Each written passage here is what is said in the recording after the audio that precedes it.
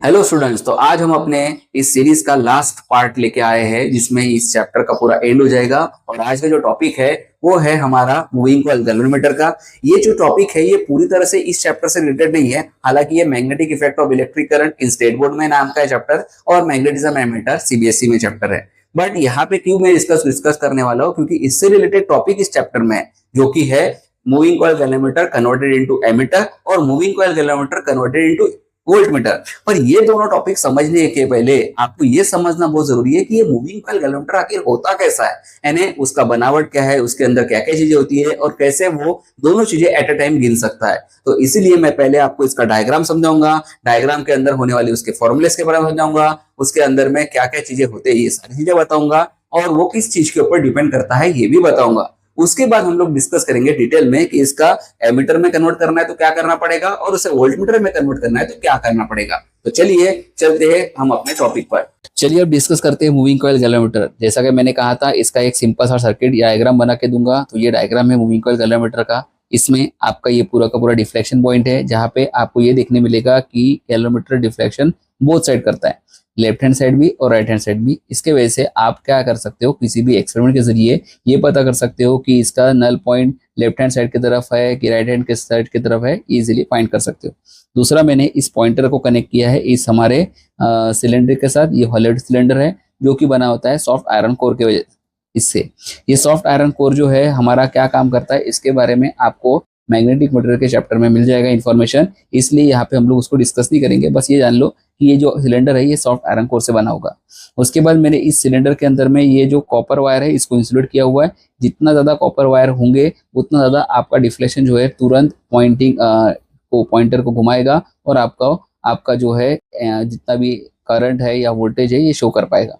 अगली बात ये है, पॉइंटर घूमने के साथ साथ यहाँ पे मैंने फाई दिया। ये फाई मतलब आपका एंगल ऑफ डिफ्लेक्शन है, कितने एंगल से आपका पॉइंटर घूम रहा है ये बताने का काम करेगा। उस पूरे के पूरे सिलेंडर को मैंने स्प्रिंग के साथ कनेक्ट किया है, जिसको मैं स्प्रिंग कांस्टेंट कहता हूँ या स्प्रिंग कहता हूँ। ये स्प्रिंग याद रखना, जितना ज्यादा कमजोर या नॉर्मल मटेरियल का होगा उतना ज्यादा इजी तरीके से किसी भी करंट या वोल्टेज को गिन सकता है। अब हमने सबसे इंपॉर्टेंट जो मिस कर दिया वो है कि यहाँ पे हम लोग जो मैग्नेटिक फील्ड यूज करने वाले हैं वो होगी हमारी एक non uniform magnetic field. Non uniform magnetic field होने के पीछे का कारण ये है कि आपको सेंटर पे स्ट्रॉन्ग मैग्नेटिक फील्ड चाहिए, उसके दोनों पेरिफेरल साइड पे आपको वीक मैग्नेटिक फील्ड या कैसे भी मैग्नेटिक फील्ड रही तो चलेगा। इस वजह से हम लोग यूनिफॉर्म मैग्नेटिक फील्ड यहाँ यूज करते नहीं है।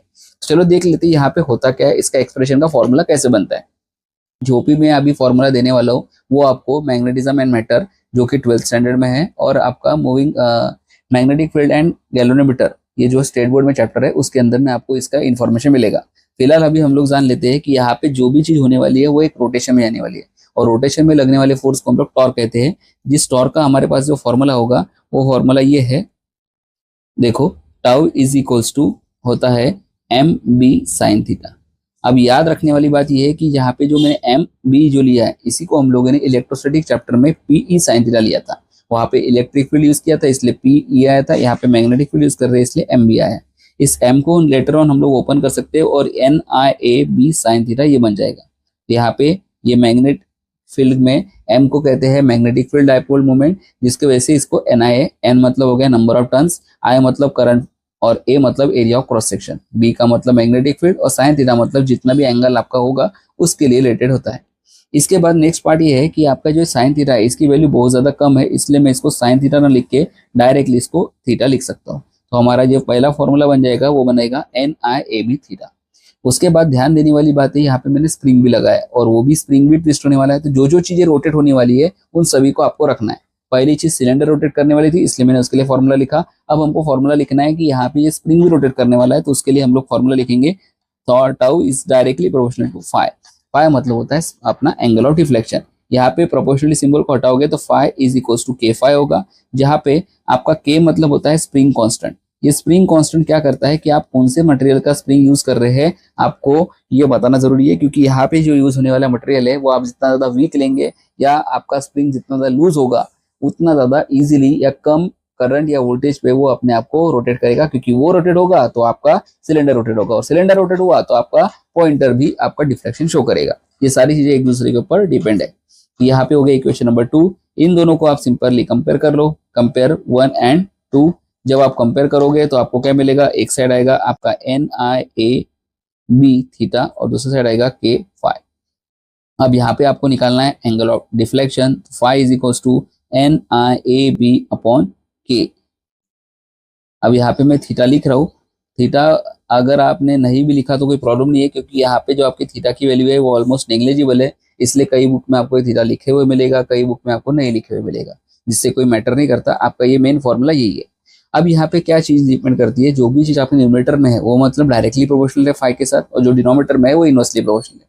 दूसरी चीज ये होती है कि अगर आपको अपने इस कैलोमीटर की सेंसिटिविटी मतलब होता है कम से कम करंट या वोल्टेज को गिन सके, उसके लिए सेंसिटिविटी स्ट्रांग होना जरूरी है। अगर आपको सेंसिटिविटी को स्ट्रांग रखना है तो सेंसिटिविटी को स्ट्रांग रखने के लिए आपको स्प्रिंग कांस्टेंट वीक रखना पड़ेगा।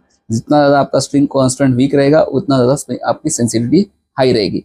पहले हम लोग बात कर लेते हैं सेंसिटिविटी फॉर एमीटर के लिए। अगर आप एमीटर के के लिए करंट के लिए आपको गिनना है तो सेंसिटिविटी कितना इंपॉर्टेंट है, तो एस इज इक्वल टू, इसको एस से रिप्रेजेंट करता हूँ, फाई अपॉन आई। करंट के लिए कर रहे हैं इसलिए आई लिख रहा हूँ। फाई का फॉर्मूला आपने ऑलरेडी लिखा है NIAB अपॉन KI, जिसमें होगा क्या, आई कैंसिल हो जाएगा तो आपको क्या मिलेगा, NAB अपॉन K। तो यहाँ से आपको प्रूव मिल गया कि आपका K जितना ज्यादा वीक होगा उतना ज्यादा आपका सेंसिटिविटी स्ट्रांग होगा। दूसरा हम लोगों के लिए फॉर्मूला होता है सेंसिटिविटी फॉर वोल्ट मीटर, यानी वोल्टेज गिनने के लिए। अगर आपको वोल्टेज गिनना है तो उसके लिए हमारे पास फॉर्मूला बन जाता है, जहाँ पे आई लिखा था सेम वहाँ पे V लिखना है। V को ओपन करेंगे तो क्या आएगा, सिंपल लॉजिक है IR, जो हम लोगों ने ओम्स लॉ में पढ़ा हुआ। पिछली बार हम लोगों ने फाई को ओपन किया था, वैसे इस बार भी ओपन करेंगे और वो हो जाएगा NIAB अपॉन K। तो यहाँ पे क्या आ जाएगा कि हमारा फॉर्मूला बन जाएगा आई कैंसिल होने के बाद NAB अपॉन KR। यहाँ पे ध्यान देना क्या है कि पिछली बार हम लोगों के पास कांस्टेंट में सिर्फ K था, इसलिए स्प्रिंग कांस्टेंट की वैल्यू जितना कम रखेंगे उतना ज्यादा आपका वैल्यू आएगा। और यहाँ पे स्प्रिंग कांस्टेंट के साथ R भी आया, इसलिए आपको रेजिस्टेंस भी कम से कम रखना पड़ेगा, जिसकी वजह से आपकी वैल्यू आ जाएगी। चलिए अब हम लोग बात करते हैं कि कैसे हम लोग मूविंग कॉइल गैलोमीटर को एमीटर बनाएंगे। उसके लिए कुछ नहीं करना है, आपको एक सिंपल सर्किट डायग्राम बनाना है, जहाँ पे एक रेजिस्टेंस होगा जो गैलोमीटर के लिए रहेगा और एक रेजिस्टेंस होगा जो इस सर्किट को लागू करेगा। ध्यान ये देने वाली बात है कि जब भी आपको एमीटर में कन्वर्ट करना है किसी भी गैलोमीटर को, तो आपका जो सर्किट का रेजिस्टेंस होगा और आपका गैलोमीटर का रेजिस्टेंस जो होगा ये दोनों सीरीज में कनेक्टेड रहेंगे। ये हमेशा आप गार्ड बांध के रखना। तो जब भी डायग्राम बनाओगे ये कंफ्यूजन मत रखना, एमीटर वर्ड आया तो आपको सीरीज में गैलोमीटर और सर्किट का रेजिस्टेंस करना है, और आपका अगर वोल्ट मीटर आया तो यही रेजिस्टेंस पैरेलली कनेक्ट हो जाएगा।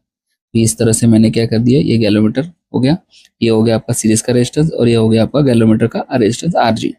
प्रॉब्लम क्या होगी जी, जैसे ही हमने यहाँ पे बैटरी ऑन किया, बैटरी ऑन करने के बाद होगा क्या कि आपको यहाँ पे एक ध्यान दोगे कि ये R है और ये भी R है, इन दोनों को रेजिस्टेंस को अगर ज्वाइन करोगे तो आपको इफेक्टिव रेजिस्टेंस जो होगा मैक्सिमम मिलेगा।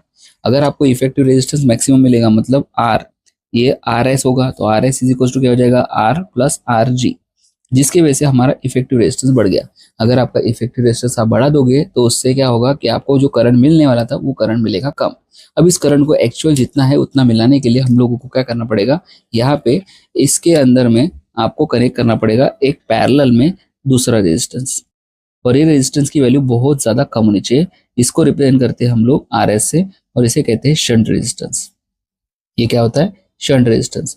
अब ये शंट रेजिस्टेंस का मतलब, शंट मतलब होता है वेरी स्मॉल, बहुत ही स्मॉल। जब भी बहुत स्मॉल रेजिस्टेंस को आप कनेक्ट करोगे तब आपको एक्चुअल में जो रीडिंग चाहिए वो मिल जाएगी। रीजन कैसा, देखो यहाँ तक आपका करंट I फ्लो हो रहा है, यहाँ तक करंट I फ्लो हो रहा है, यहाँ से करंट I दो हिस्सों में बढ़ रहा है, एक हो जाए आएगी IG हो जाएगा और एक IS। अब मैं IS को क्या कर रहा हूँ, ये आपका हो गया जंक्शन पॉइंट, और इस जंक्शन पॉइंट की वजह से IS is equal to I minus IG हम लोग लिख सकते हैं, क्योंकि एक जा रहा है टुवर्ड जंक्शन, एक जा रहा है अवे फ्रॉम जंक्शन। इस वजह से IS यानी शंट रेजिस्टेंस का जो करंट है उसकी वैल्यू जो है मैं रिप्लेस करके वहां पे क्या लिख दिया, IS equal to I minus IG। यहाँ पे जो करंट फ्लो होगा वो 99% फ्लो होगा और यहाँ से करंट जाएगा 1%।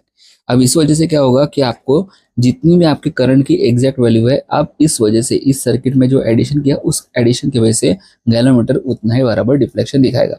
पर क्वेश्चन ये अराइज होता है कि ये शंट रेजिस्टेंस आखिर रखना कितना। इस शंट रेजिस्टेंस की वैल्यू को कम ज्यादा करने के लिए यहाँ पे एक फॉर्मूला होता है, देखो कंपेयर करना है आपको एक शंट रेजिस्टेंस के ऊपर वोल्टेज जो आएगा उसके लिए फॉर्मूला IS RS हो जाएगा। IS के लिए मैंने बताया था कि I minus IG into RS लिख सकते हैं, जिसको मैं इक्वेशन नंबर 1 कह देता हूँ। फिर एक वोल्टेज होगा थ्रू गैलोमीटर, तो VG is equal to IG into RG लिख लेता हूँ। जिसको मैं इक्वेशन नंबर 2 देता हूँ। इन दोनों को अगर आप कंपेयर करोगे तो कंपेयर में क्या मिलेगा, I minus I G. Compare इसलिए कर रहे हैं क्योंकि करंट इन दोनों से जा रहा है, इसलिए हम लोग इन दोनों को ही कंपेयर कर रहे हैं। I minus I G into R S equals to I G into R G. ये होने के बाद आपके पास क्या आ जाएगा कि R S is equals to I G R G H D जैसा का वैसा, और अपॉन में आई माइनस आई जी आ जाएगा।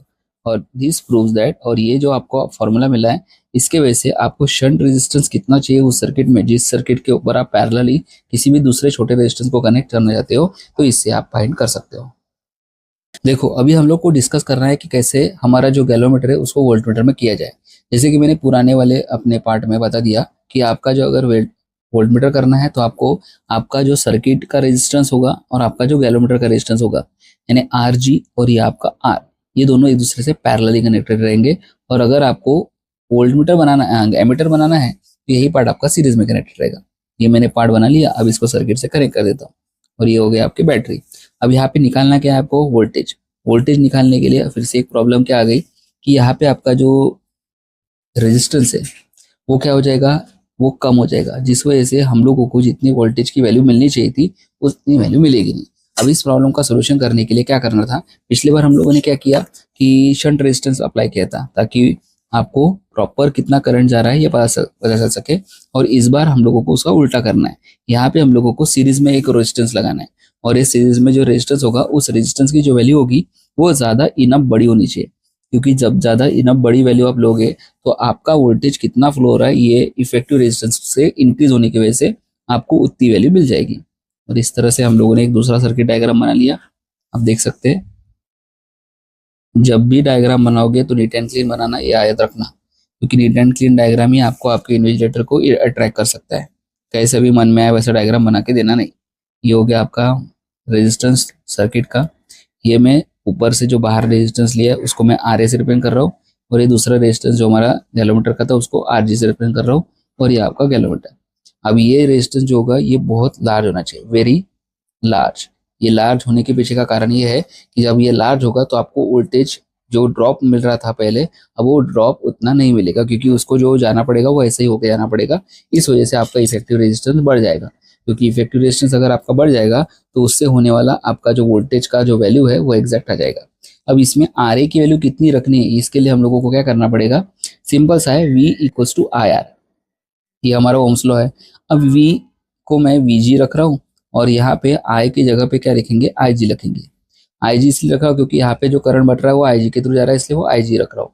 और यहाँ पे R जो है उसे हम लोग चेंज करके RA प्लस RG लिख रहा हूँ मैं। फिर क्या हो जाएगा, ये जो VG अपॉन IG हो जाएगा, और यहाँ पे क्या बचेगा आपके पास, RA प्लस RG। अब इसी प्रॉब्लम को सॉल्व करते हुए अपने को RA निकालना है, तो एक साइड RA ले लेता हूँ मैं, और ये हो जाएगा V upon IG minus of RG। और इसके थ्रू आप पता कर सकते हो कि आपको कितना ज़्यादा रेजिस्टेंस रखना है जिसके वजह से आप इस सर्किट के अंदर में RA की वैल्यू उतनी रख सको।